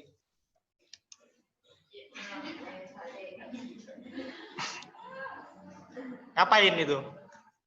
Minum, Kak. Makan, Kak. Nah, belum boleh dulu ya. Kita sama-sama belajar ini, fokus dulu di sini bareng-bareng sama-sama. Biar sama-sama fokus, biar sama-sama ngerti. Oke, kembali ke laptop. Posisi 3, salah satu tangan berada di titik 3 dan tangan kedua berada di titik 4 sampai dengan 8, sehingga terbentuk 5 huruf kode isyarat semapur yang terdiri tadi dari posisi tangan 1 sudah, tangan 2 sudah, dan sekarang tangan kiri berada di titik nomor 3. Ya. Yang pertama untuk titik 3 dan 4 kita membentuk huruf O. Kemudian 3 dan 5 membentuk huruf P, naik lagi 3 dan 6 membentuk huruf Q. Kemudian 3 dan 7 membentuk huruf R, dan 3 dan 8 membentuk huruf S. Kunci berikutnya, salah satu tangan berada di titik 4. Kak, ini kok materinya rumit. Nah, sebenarnya nggak rumit, coba ya. Kok banyak, kok rumit. Kalau kalian fokus, insya Allah nanti mudah dimengerti. Ini sangat mudah loh. Kakak belajarnya step by step dari 1, 2, 3. Sekarang menginjak titik 4, kunci keempat. Ya. Kunci keempat ini mengandalkan satu tangan berada di titik 4. Dan kedua tangan berada di titik 5 sampai dengan 8. Jadi semakin naik, semakin naik. Ya, intinya seperti itu. Yang perlu diingat-ingat, ini pengertian hurufnya. Baik, kunci 4 ini membentuk 4 huruf isyarat. Apa aja, Kak? Kalau kalian berada di titik 4 dan 5, itu membentuk huruf T. Kemudian ada titik 4 dan 6, kalian membentuk huruf U. 4 dan 7 membentuk huruf Y. 4 dan 8. Nah, ini apakah 4 dan 8? 4 dan 8, coba diingat-ingat. 4 dan 8. Ini kalau kita lihat contohnya membentuk silang. Di sini artinya adalah tanda salah. Ya. Apabila isyarat tersebut salah, kalian bisa memberikan isyarat di titik 4 dan 8. Nah, ini yang perlu diingat-ingat ini. Tanda salah, tanda angka. Nah, di sini kita bahas. Kunci 5, salah satu tangan berada di titik 5. Naik lagi kita. Oke, naik lagi 1 titik. Kemudian 2 tangan yang lain berada di titik 6 sampai dengan 8. Di sini cuma membentuk 3 huruf atau 3 isyarat saja, 3 kode. Apa aja itu 3? Apabila posisi kita berada di titik 5 dan 6, tangan kita itu di tanda angka. Angka berapa yang Anda berikan. Kemudian 5 dan 7 untuk huruf J. Nah, ini kayak tadi nih yang ketinggalan. Di kunci 2 habis HI kok langsung K. J-nya kok nggak ada kemana, Kak? Ini ada di sini. Huruf J membentuk huruf J. Isyarat huruf J, kita mengandalkan titik tangan kiri berada di titik 5 dan kanan ada di 7. Sini enak, udah kakak sediakan apa namanya foto ini ya. Bisa diaplikasikan secara langsung di sini. Oh gini, oh gini, oh gini. Nah. Kemudian kunci 6 naik lagi. Salah satu tangan berada di titik 6. Ini naik lagi. Habis 1, 2, 3, 4, 5, sekarang 6. Dan tangan kedua berada di titik 7 sama 8. Di sini cuma membentuk 2 isyarat saja. 2 isyarat kode. Apa aja itu, Kak? Kalau posisi kita berada di titik 6 dan 7, huruf yang kita bentuk adalah huruf W. Satunya lagi, 6 dan 8 adalah huruf X. Nah, bisa dimengerti? Bisa dimengerti, oke, fokus. Fokus. Kunci 7, salah satu, yang terakhir ini ya. Salah satu tangan berada di titik 7, dan tangan yang kedua berada di titik 8. Ini mudah nih, 7 sama 8. Cuma mengaplikasikan 2 sudut. Sehingga terbentuk huruf apa? Terakhir ini. Nah, huruf Z. Gimana? 7 dan 8. 7 dan 8. Ini. Silakan langsung diaplikasikan di gambar yang ada di pojok biar mudah mengerti. Ini contoh yang kayak tadi ya. Cuma ini kita bedakan menurut kunci per kunci ya. Ini lebih enak lagi ini. Kunci 1 gambarannya seperti ini tadi, huruf A, B, C, D, E, F, G. Nah. Bisa Anda lihat satu tangan masih berada di posisi bawah. Nah ini. A tangan kirinya masih di bawah, B tangan kirinya masih di bawah, C, D, E, F, dan G tangannya masih di bawah. Cuma yang kita bedakan di sini adalah ketika kita menginjak huruf E. Nah, coba diperhatikan. Posisi tangan tetap berada di titik 1 atau sudut 1, hanya kalian rubah pada posisi tangan kanan. Tadi kan ini kiri, 1 A, B, C, D, ini posisi di titik 1 adalah tangan kiri, kemudian menginjak huruf E, F, G adalah yang dirubah tangan kanan. Berikutnya seperti ini, kunci 2, 3, 4, 5, 6, dan 7 ini paling mudah ini. Ingat, yang jadi patokan adalah 8 titik. 8 titik. metode jarum jam ya kan, mudah nih. Kalau pakai jarum jam itu metode yang paling mudah. Dari titik 1 sampai titik 8 tinggal diaplikasikan. Adapun ketentuan dasar mengirim atau menerima isyarat semapur. Isyarat semapur diberikan secara berpasangan. Artinya harus ada 2 orang ya. Di sini kalau yang belum punya pasangan harus nyari dulu. Nah, udah punya pasangan belum ini? Pasangan loh ya, pasangan buat belajar maksudnya. Pasangan buat belajar.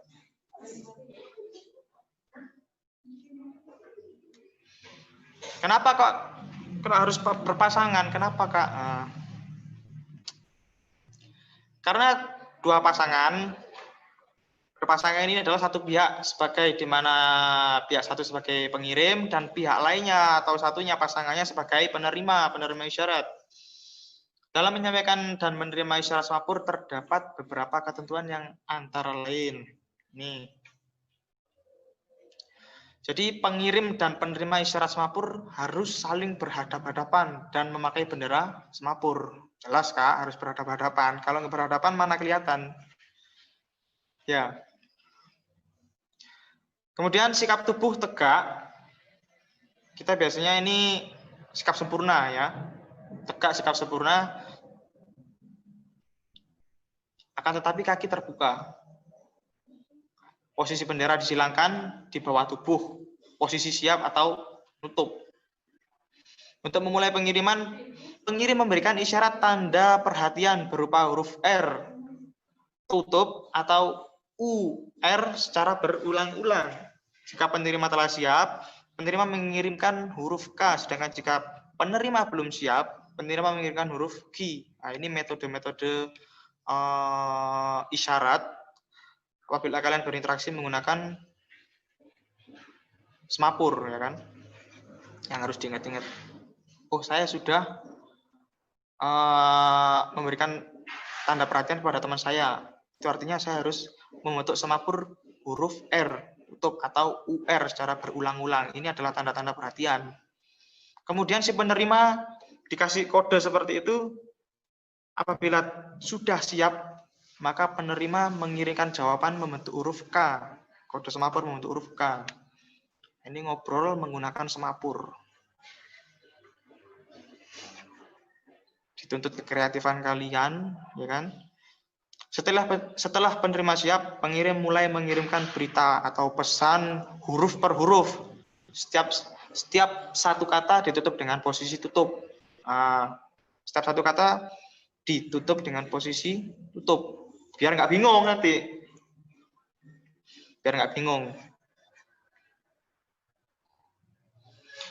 Apabila penerima dapat menerima atau membaca pesan per kata, penerima mengirimkan syarat huruf C. Sedangkan jika penerima tidak paham, dapat menerima atau tidak dapat menerima dengan baik, pengirim mengirimkan isyarat huruf I, M, I. Jadi kalau teman kalian ngasih isyarat ya, katakanlah aku, nah ini aku, kalian paham. Satu berkata kalian paham, kalian jawab menggunakan isyarat huruf C. Itu artinya kalian sudah paham dengan isyarat yang diberikan oleh teman Anda. Apabila kalian tidak paham atau bingung, barangkali lupa atau kurang jelas gerakan tangannya mungkin ya, silakan kalian berikan isyarat huruf IMI. Itu artinya isyarat yang diberikan oleh teman kalian tidak berhasil kalian pahami. Biasanya nanti pemberi isyarat akan mengulang atau memperagakan isyarat yang diberikan yang tidak dipahami lagi. Apabila pengirim keliru mengirimkan pesan, pengirim mengirimkan isyarat tanda salah atau mengirimkan kode huruf E tutup 8 kali, kemudian mengulangi mengirim kata terakhir yang keliru. Nah, ini kalau keliru, keliru, salah kata mungkin, nah seperti itu. Silakan kalian mengirimkan kode isyarat tanda salah. Gimana Kak? Mengirimkan kode huruf E tutup selama 8 kali. Setelah itu langsung kalian mengulangi atau memberikan isyarat kembali satu kata terakhir yang keliru tadi, ya. Nah ini, apabila semua pesan berita yang Anda sampaikan sudah selesai, sudah disampaikan, pengirim mengirimkan huruf A, R, dan penerima menjelaskan dengan huruf R. Jika telah dapat menerima semua pesan, itu artinya komunikasi kalian berjalan dengan baik, atau bisa sama-sama dimengerti oleh dua pihak, baik penerima atau pemberi isyarat. Untuk mengirimkan angka, terlebih dahulu diawali dengan isyarat tanda angka, posisi 5, 6. Kemudian kirimkan angka dengan ketentuan angka 1. 1 itu kayak tadi ya, 1 sama dengan A. 2 sama dengan B, 3 sama dengan C, dan 4 sama dengan D, 5 sama dengan E, 6 sama dengan F, 7 sama dengan G, H sama dengan 9, dan O sama dengan J. Jika pengiriman angka sudah selesai dan hendak berganti mengirimkan huruf, berikan isyarat huruf J atau V. Nah, katakanlah sudah ini, angkanya sudah cukup, kode isyarat angka sudah cukup. Ada kode yang harus kalian kirimkan untuk mengganti isyarat, yaitu huruf J ataupun V. Ini. Oke, bisa dipahami ya. Minimal diingat-ingat sedikit, dicatat. Makanya kakak perlu bilang menyiapkan alat tulis sambil mendengarkan, sambil mencatat. Oke, tetap semangat. Kita menginjak materi berikutnya, sandi kotak 1. Sandi kotak 1 nih. Ada gambaran? Ada gambaran ya? Ini gambar apa ini Kak? A, B, C, D, kode kotak-kotak ini. Namanya aja sandi kotak, ya kan? Oke, silakan ditata dulu kameranya senyaman mungkin.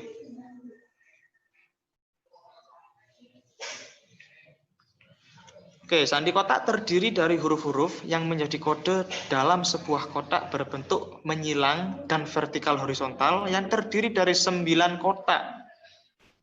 9 coba kita hitung. A, B 1, C, D 2, E, F 3, G, H 4, I, J 5, KL 6, MN 7, OP 8, dan QR 9. Nah, bisa kita lihat 9 kotak yang dimaksud adalah ini, 9 kotak. Nah, penggunaan sandi kotak 1 adalah dengan cara memecah kotak-kotak yang berbentuk vertikal horizontal maupun menyilang. Jika kamu hendak menggunakan huruf A, karena A berada di kotak pertama, maka kamu dapat membentuk garis siku-siku. Kenapa Kak? Loh, kok bisa Kak? A, coba kita lihat. A berada di kotak pertama membentuk huruf sudut siku-siku. Oleh karena itu kita mengambil atau memotong sudut siku-siku karena A ada di dalamnya. Adapun B karena ia juga bergandengan dengan A, maka garis siku-siku dengan titik yang ada di dalamnya. A ataupun B, apabila Anda mau mengambil huruf A ataupun B, Anda bisa memotong sudut siku-siku seperti yang ada pada gambar di atas. Contoh ini ya. Kalau mau ambil huruf J Kak gimana Kak? Berarti kalian membentuk atau memotong ini persegi, ya, kotak sempurna, kotak full I maupun J. Nah, bisa dipahami ya? Sandi kotak 2, sandi kotak 2.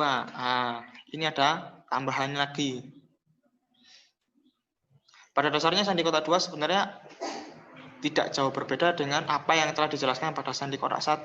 Nggak jauh berbeda ya, diingat-ingat tidak jauh berbeda. Perbedaannya ada dalam satu kotak, diisi oleh 3 huruf alfabet. Ini sama, 9 kotak. Cuma rata-rata di sini diisi 3 huruf alfabet. Jadi untuk membedakannya bisa kita lihat dari model titik yang ada. Lalu selain itu pada sandi kotak 1 terdiri dari 2 macam kotak. Vertikal horizontal dan menyilang. Nah, pada sandi kotak 2 hanya terdapat 1 kotak yang terbentuk vertikal horizontal. Nih. Jadi nggak ada yang kayak gini. Kalau sandi kotak 1 kan masih ada yang silang. Itu artinya kalau kalian mau bentuk kalian mau mengambil huruf S, itu artinya kalian harus memotong sudut semacam segitiga. Kalau di sini kan nggak ada, cuma 9 kotak. Dalam kotak vertikal horizontal ini dibagi menjadi 9 kotak dengan masing-masing 3 huruf di dalamnya. Tidak lupa ya, ini di atasnya ada huruf, maksud kakak ada titik yang mengikuti dia. Titik di atas huruf K ini punya siapa kak? Ya punya huruf K. Kalau titik 2 di atas huruf L ini kak punya siapa? Punyanya huruf L. Mereka saling berdampingan.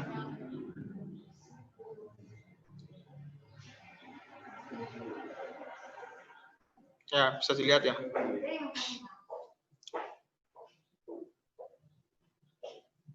Nah, ini nanti sebenarnya mudah juga.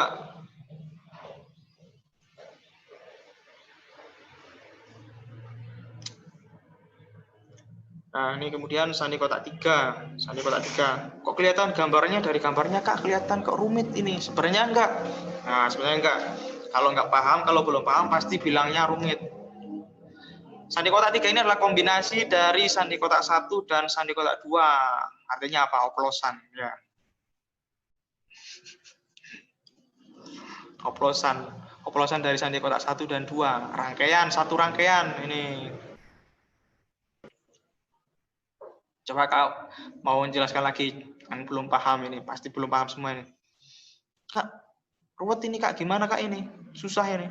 Coba perhatikan. Untuk kita ambil contoh kalimat pramuka, ya kan? Kalimat pramuka. P, kita awali dengan huruf P. Kita awali dengan huruf P, itu artinya kalian harus memotong sudut segitiga. Ini P, coba fokus. Ada titik di bawahnya. Dipotong, set. Nah, segitiga siku-siku ini ya. P, kemudian R. Untuk huruf R ada di posisi segitiga juga. Di sebelahnya. Itu artinya kalian membentuk potongan berupa segitiga utuh. Ini R. R, S maupun Q sama ya. Kemudian A. A ada di tengah-tengah sini, Kak. Untuk A, silahkan dipotong. Sudah jelas ini membentuk persegi sempurna, ya kan? Sempurna. A.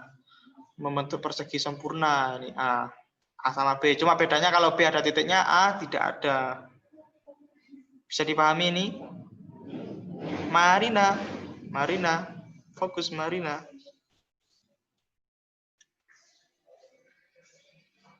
Kemudian M. M ada di sebelah sini, di antara huruf K dan L. Sama membentuk segitiga, cuma arahnya yang berbeda. U.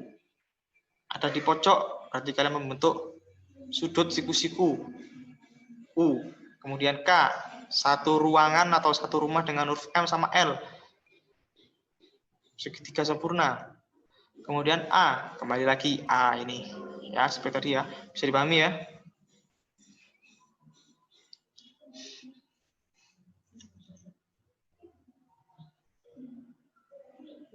Oke, kemudian sandi AN dan AZ. Ini paling mudah ini, kakak paling suka ini. Sandi AN dan AZ.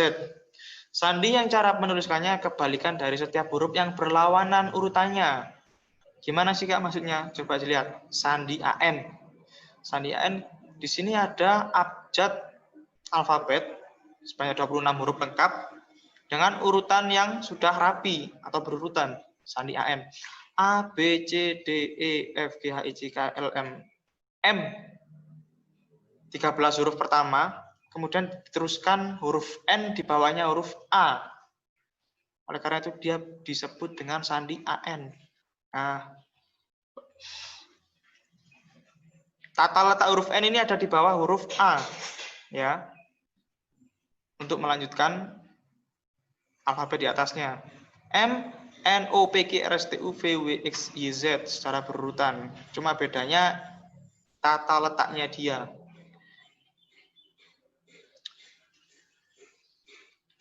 Kemudian kita ambil contoh kalimat atau kata pramuka, ya kan? Lalu kita lanjut ke kata pramuka biar mudah. Gimana? Tuliskan sandi AN ya. Tuliskan sandi AN penulisan pramuka. Seperti apa jawabannya? CENZHXN. Kok bisa, Kak? Kenapa, Kak? Pramuka diawali dengan huruf P. P posisinya ada di sini. Nah, ada huruf P. Atasnya P adalah huruf C. Yang menjadi jawaban adalah huruf di atas atau di bawahnya. Gandengan P itu sama dengan C. Nah, gampangnya kayak gitu. Mereka saling bergandengan. Makanya dibuat garis-garis seperti ini. P nggak bisa lepas dari huruf C. Nah, kemudian R. R ada di sini. Kemudian atasnya huruf R adalah huruf E. R dan E tidak bisa lepas. Dia selalu bergandengan. R sama dengan E. Nah, C, E. Kemudian pra. Ya, huruf A. A ada di sini. Gandengannya dengan huruf N. Ya, kan? Jelas ya huruf N ya. Kita tulis huruf N di sini. N. Z. Kalimat terakhir. Kenapa kok Z? Karena di sini habis pra adalah huruf M. M. Gandengan dengan huruf Z. Kemudian H. Kenapa kok H? Karena H bergandengan dengan huruf U. Kurang huruf apa? KA ya kan? K ada di sini bergandengan dengan huruf X. Kita tuliskan di sini X. Kemudian A lagi bergandengan dengan huruf N. Nah, di sini. Gampang kan? Nah, yang bilang gampang berarti dia paham. Kalau yang diam aja cuma ini ngantuk, ini lagi hayu ini. Kemudian sandi AZ. Nah, sama aja cuma kita perhatikan coba. A, B, C, D, E, F, G, H, I, J, K, L, M. Kemudian kalau bedanya tadi AN setelah huruf M, E-nya ditaruh di bawahnya huruf A. Ini dilanjutkan langsung di bawahnya. Ya kan? A, B, C, D, E, F, G, H, I, J, K, L, M. M-nya langsung diteruskan di bawahnya huruf M. Jadi nggak ngulangi lagi dari awal. Nggak ngulangi lagi dari awal. Diteruskan di bawahnya huruf M, begitupun seterusnya sampai dengan huruf Z. Kenapa kok dibilang sandi AZ? Karena huruf A berdampingan dengan huruf Z. Kalau bedanya tadi A berdampingan dengan huruf N, ya kan? Mudah ini, sangat mudah. Itu lagi kalimat pramuka. Tuliskan dalam bentuk sandi AZ. Pramuka. P. P ada di sini. P bergandengan dengan huruf K. Kemudian R. R bergandengan di sini dengan huruf I. Gampang kau? Tinggal meluruskan, sudah ada garisnya. Kemudian A. A, kalau tadi bedanya A bergandengan dengan N, AN. Sekarang A bergandengan dengan huruf Z. Z kita tuliskan di sini. M bergandengan dengan huruf N. Kemudian U. U bergandengan dengan huruf F. Kemudian K bergandengan dengan huruf P. Dan A kembali bergandengan dengan huruf Z. Oke, mudah ya, sangat mudah ini. Paling mudah ini sandi AN AZ ini. Pokoknya kakak yang lihat mendengarkan materi sambil ngomong sama temannya itu artinya dia sudah paham, itu sudah pinter. Nanti kita buktikan post-test harus bisa, ya kan? Kalau ngomong sendiri kan udah pinter berarti. Nah, oke.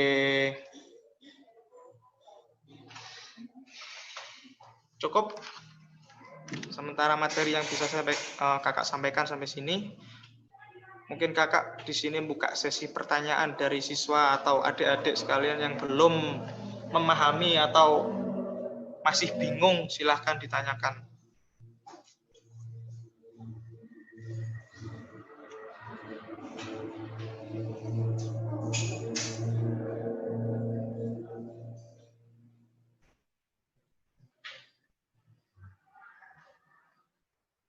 Tunggu.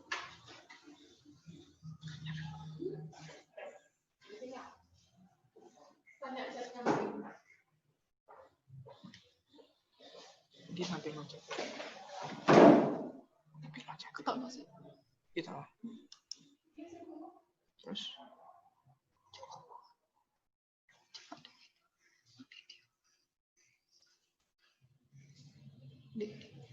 Kita kasih.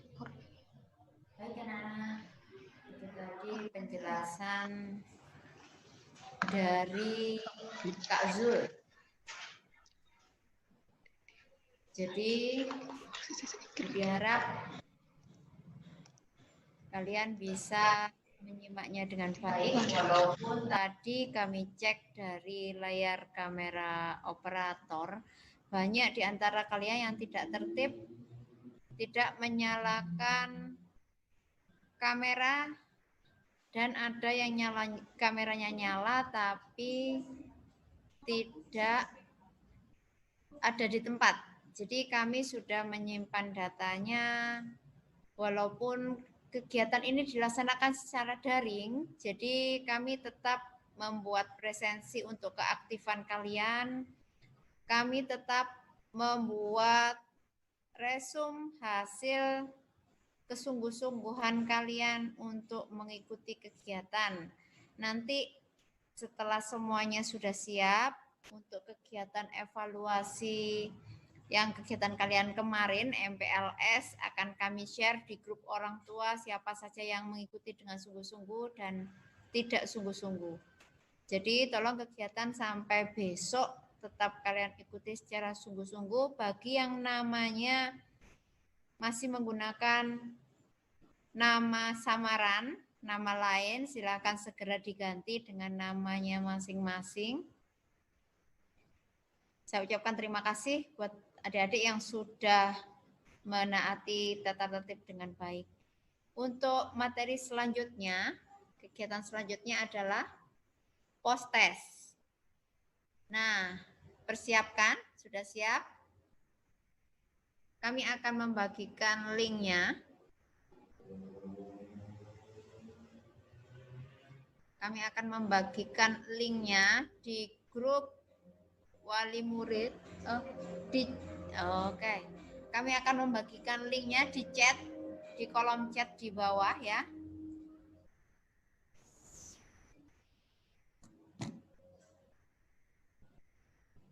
Sudah siap Kak Bunga?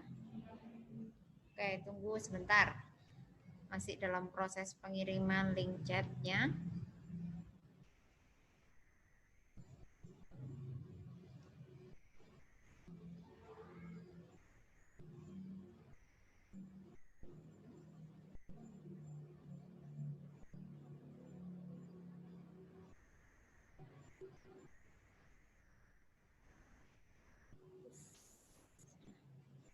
Oke.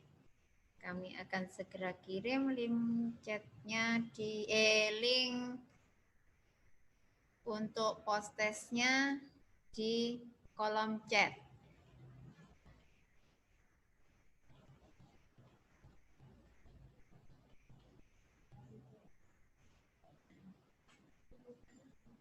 Sudah?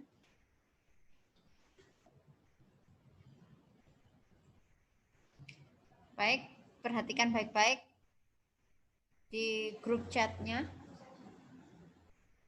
Perhatikan baik-baik. Nah, itu link untuk post testnya silakan diklik, kerjakan di situ.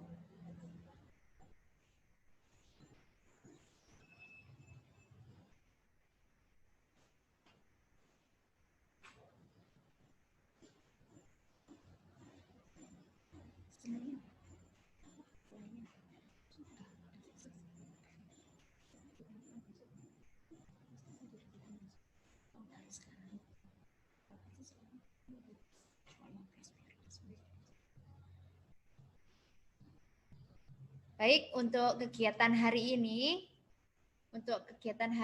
kita selesai sampai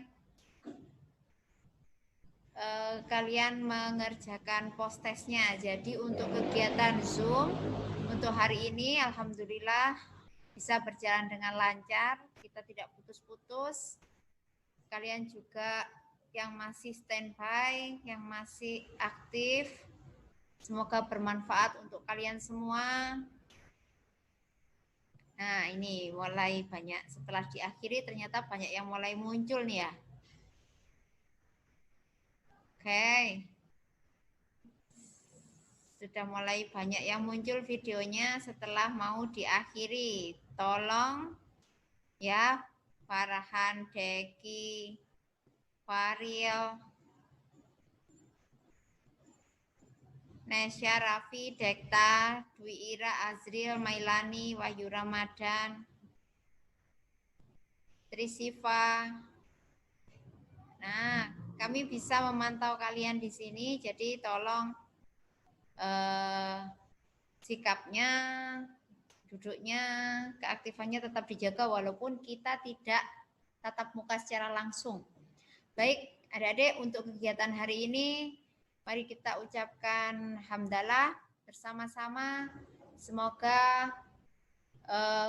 besok juga akan berjalan dengan lancar seperti kegiatan hari ini. Alhamdulillahirabbil alamin. Kalian boleh setelah ini kalian boleh meninggalkan room, bisa melanjutkan mengerjakan post-testnya. Sampai ketemu lagi besok hari Jumat pukul 8.00. Dan hashtag karyanya jangan lupa dikumpulkan maksimal besok melalui Google Form yang akan kita bagikan. Baik, terima kasih kakak-kakak dan terima kasih adik-adikku semua. Salam sehat, salam pramuka. Wassalamualaikum warahmatullahi wabarakatuh.